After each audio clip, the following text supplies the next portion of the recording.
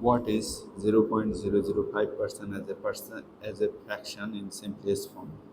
So just rewrite this. 0.005% means 1 over 100. Just multiply this and this, so we are getting 0.005 and divided by 100. 10 100, these are power of 10. 10 to the power 2 means 100.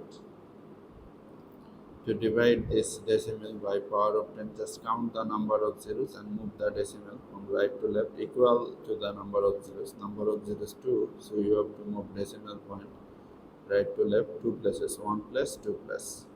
So we are getting here decimal 0.00005. So this is the decimal form. You can add one more zero to mean that this is less than 1. Okay.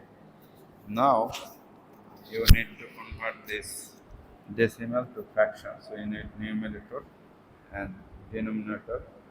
For numerator, just keep the decimal, write the number you are getting. And for denominator, for every digit after decimal, for each digit after decimal, you have to consider 10. 1, 2, 3, 4, 5. So you need to write 5, 10 as a multiplication. Okay. This 0 don't have any value. Now you need to reduce this fraction. How to do that? This is divisible by 5. This is divisible by 5. You will get 2.